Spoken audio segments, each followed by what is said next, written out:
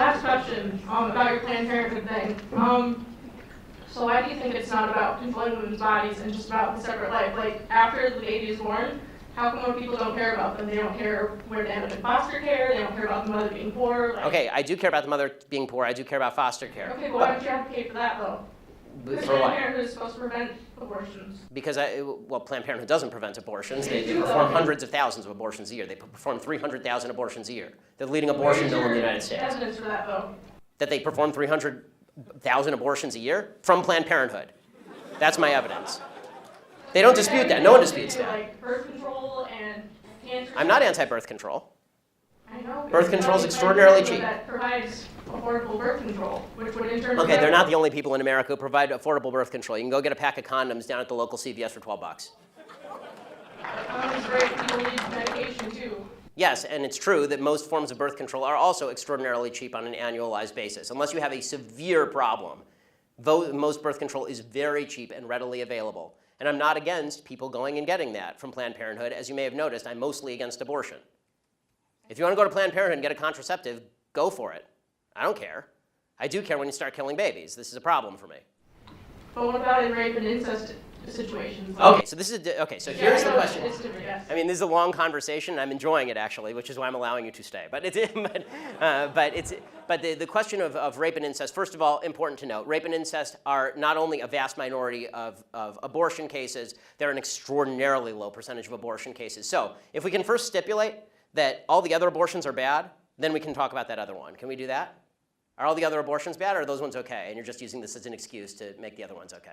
They're all okay. Ah, good. Someone who's honest. So, who's the honest fellow?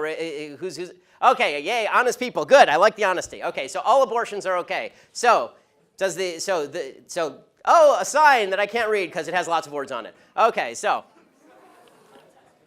I have one question for you and one question only on abortion. Does the vagina, the vaginal canal, magically confer personhood? Answer, does the vagina magically confer personhood? Yeah, raised hands are okay. You, sir. No, the first breath does. The first breath confers personhood.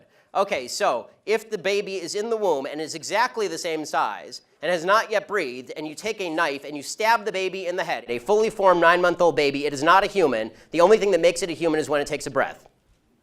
It has to independently breathe. I mean, I'm going to be honest. I'm going to stick to it, yeah, because I'm also pro-capital punishment and pro-selective suicide.